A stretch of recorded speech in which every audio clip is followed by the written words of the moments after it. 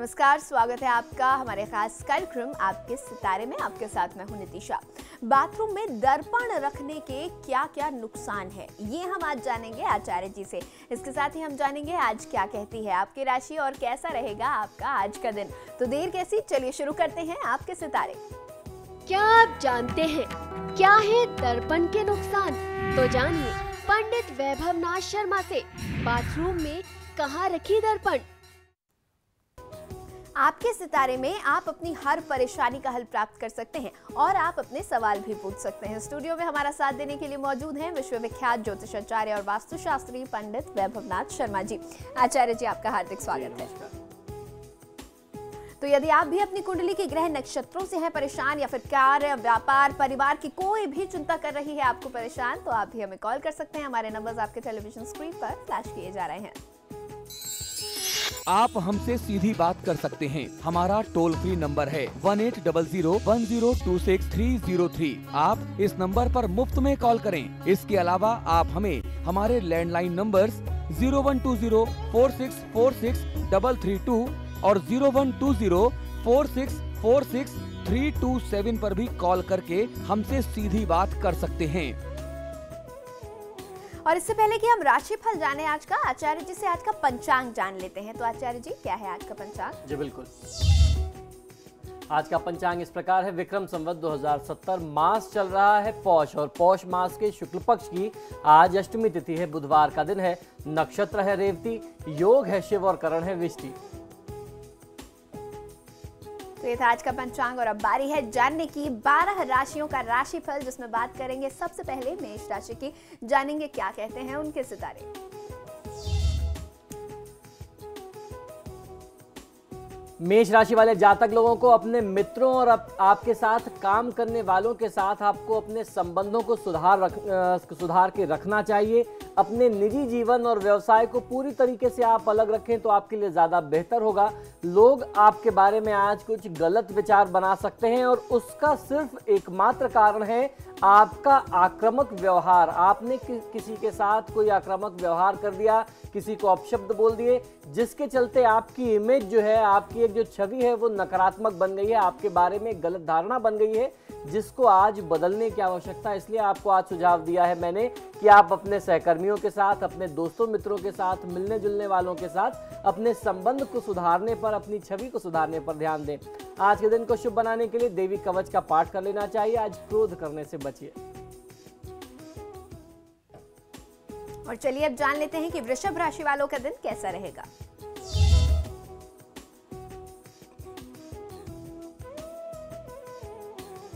वृषभ राशि वाले जातक लोगों के लिए आज आपको कुछ सचेत रहने की आवश्यकता है। लापरवाह यदि आज आप बहुत ज्यादा हो गए तो आपका बना बनाया काम बिगड़ सकता है। आज आपके करीबी आपकी भावना व बात को समझेंगे और आपके विचारों की सराहना करेंगे और आपकी जैसी उम्मीदें हैं उसके अनुसार कार्य करेंगे। आपको पूरा अपनी तरफ से सहयोग देंगे।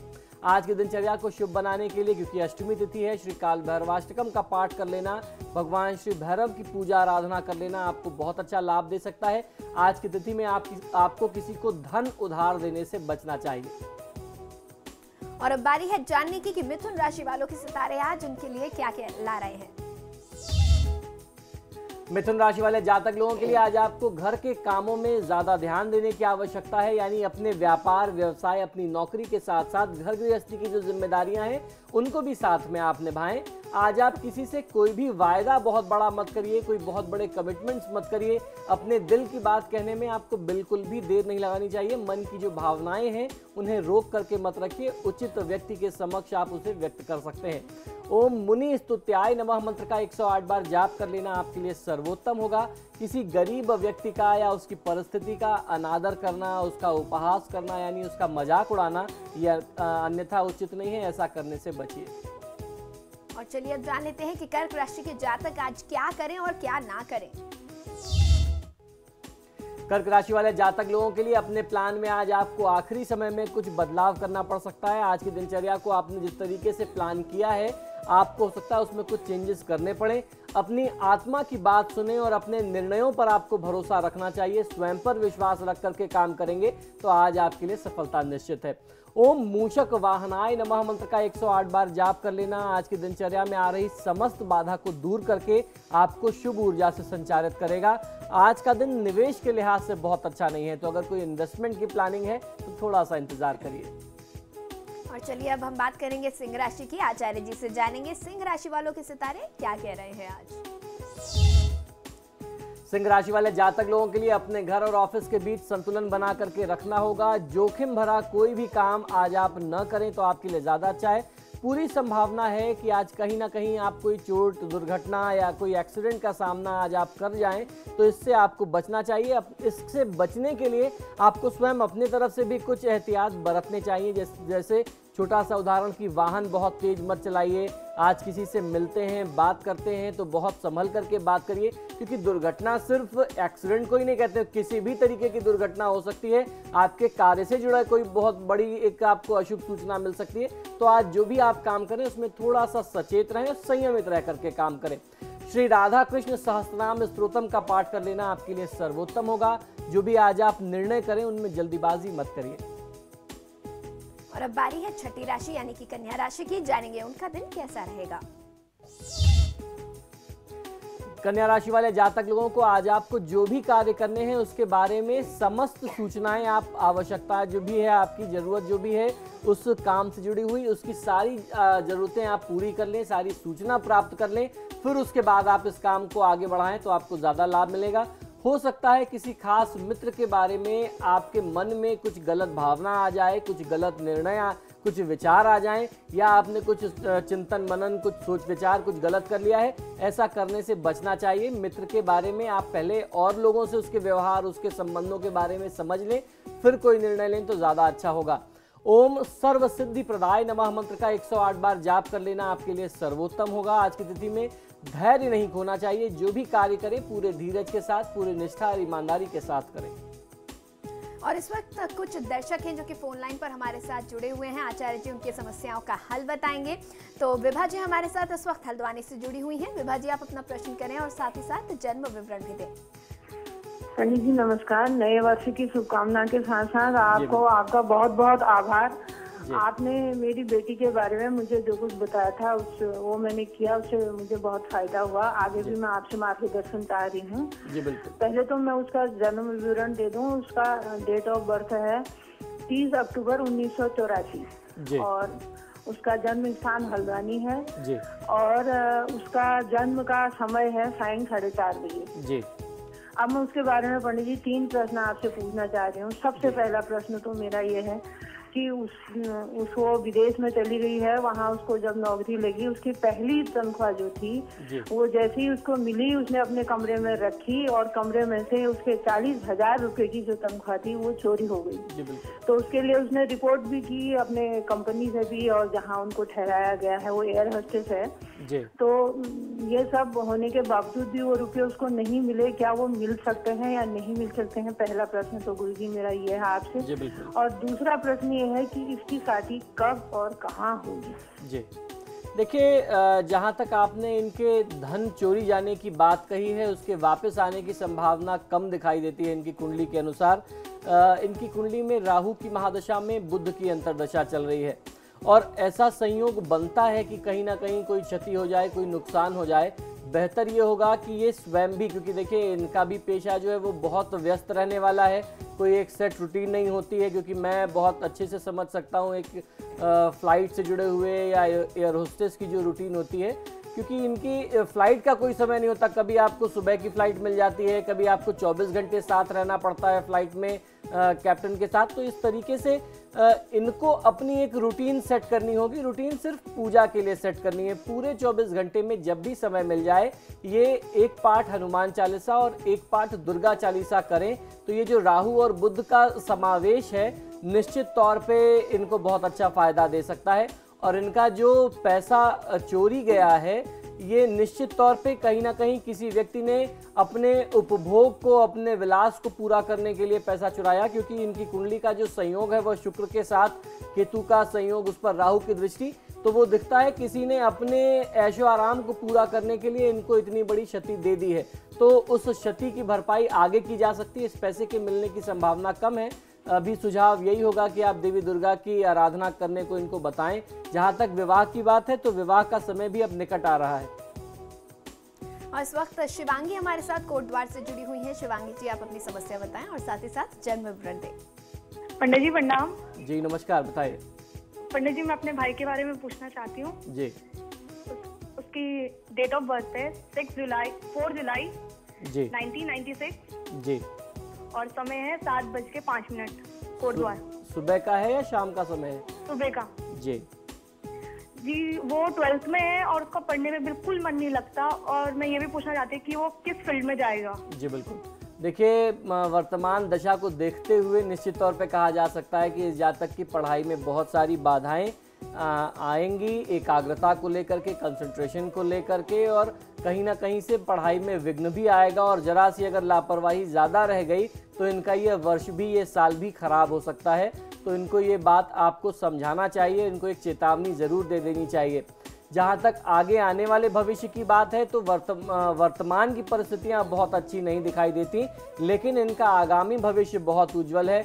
मुझे ऐसा लगता है इनकी कुंडली के अनुसार कि इनका कहीं ना कहीं से जो संबंध होगा वो कुछ तकनीकी विद्या से होगा, तकनीकी क्षेत्र में आगे चल करके इनका इंटरेस्ट बनेगा। और उसके साथ साथ मैनेजमेंट से जुड़ी हुई भी कोई डिग्री इनके पास होनी चाहिए, क्योंकि मंगल और शुक्र का कॉम्बिनेशन बहुत अच्छा बन रहा है इनके आय और कर्म को देख, कर्म भाव और आय भाव को देखते हुए। तो कहीं ना कहीं से कोई इनके पास टेक्निकल एजुकेशन हो, बाद में इन्होंने कोई मैनेजमेंट की डिग्री ले रखी हो, ऐसी स्थिति बनती है। लेकिन वर्तमान समय में एक पाठ गणेश चालीसा इनके लिए बहुत ज्यादा अनिवार्य है। और कार्यक्रम में फिलहाल वक्त एक छोटे से ब्रेक का हो चला है, आप कहीं मत जाइएगा। ब्रेक के बाद हम आचार्य जी से जानेंगे बाकी की 6 राशियों का राशिफल और साथ ही साथ आज का विशेष महा उपाय।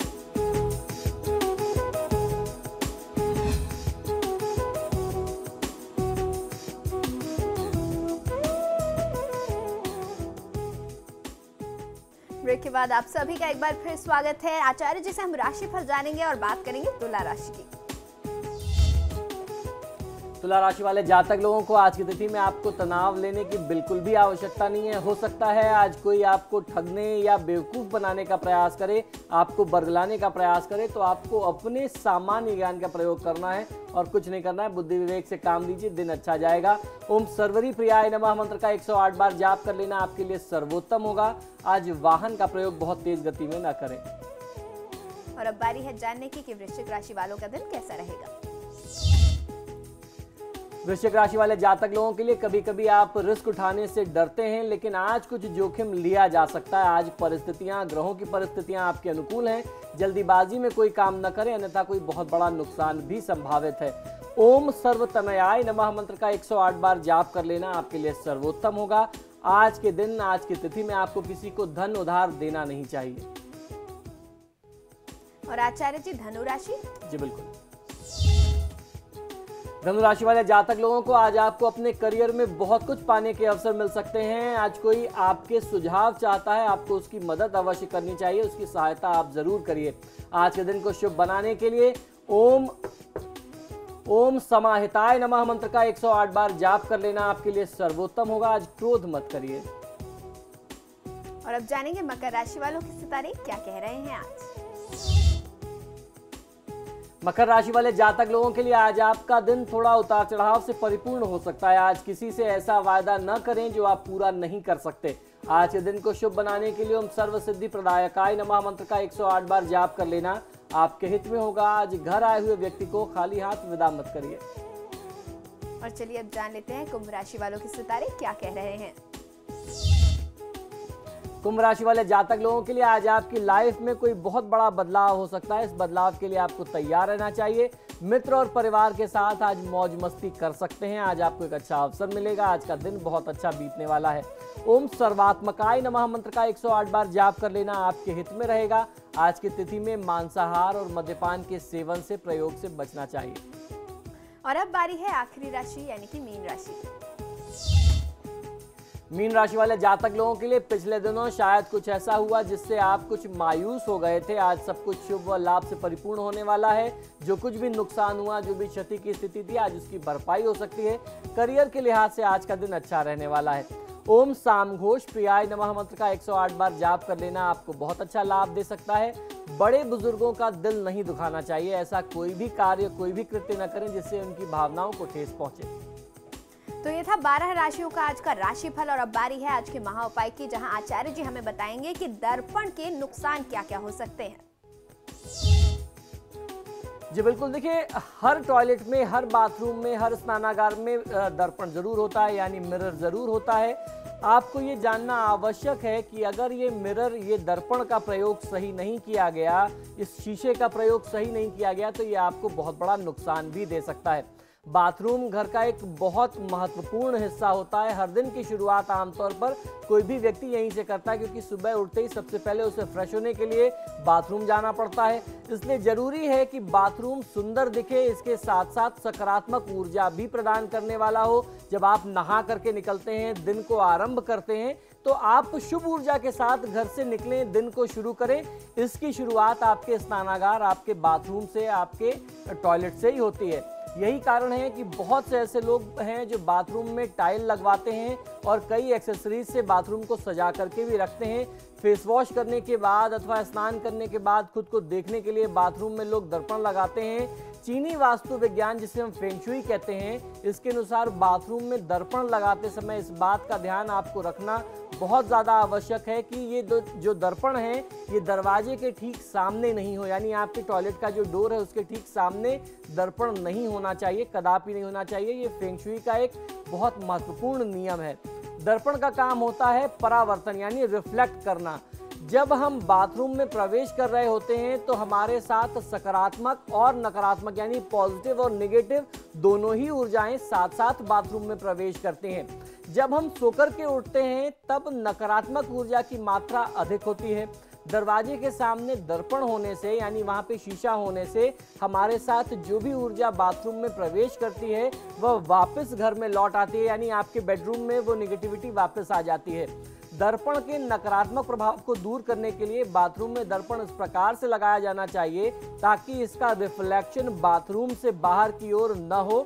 ये आपको बहुत ज़्यादा ध्यान रखना आवश्यक है। फेंग शुई में यह भी कहा गया है कि बेडरूम में दर्पण नहीं लगाना चाहिए। खासतौर पर ऐसी परिस्थिति में बेडरूम में आपको दर्पण नहीं लगाना चाहिए जिसमें आपका बेड रिफ्लेक्ट करे। अगर आपके मिरर में बेड रिफ्लेक्ट कर रहा होता है तो ये आपके स्वास्थ्य पर प्रतिकूल प्रभाव, विपरीत प्रभाव डाल सकता है, क्योंकि ये दोबारा आपकी नेगेटिविटी को आपकी बॉडी में ट्रांसफर कर देता है। पति अथवा पत्नी में से किसी एक की तबीयत अक्सर खराब बहुत ज्यादा रहने लगती है। कुछ लोग दर्पण को मुख्य द्वार के सामने लगाते हैं। इसको वास्तु दोष निवारण के लिए प्रयोग किया जाता है। फेंग शुई के अनुसार घर का दरवाजा खोलते के साथ ही सामने शीशा नहीं होना चाहिए। ये भी बहुत बड़ा नुकसान का एक कारण बनता है, ये भी गलत है। अगर आप लगाना चाहते हैं तो किसी वास्तुशास्त्री से समझ करके दिशा के अनुसार लगाएं तो लाभ मिलेगा। इससे घर में आने वाली जो सकारात्मक ऊर्जा है, जो पॉजिटिविटी है, अगर आपने दरवाजे के सामने लगा दिया, जो पॉजिटिविटी आपके घर में आ रही है वो भी वापस रिफ्लेक्ट हो जाती है, लौट जाती है, जिससे आपकी प्रगति पे, आपकी प्रोग्रेस पे, आपके लाभ पर जो है बहुत ज्यादा असर पड़ता है।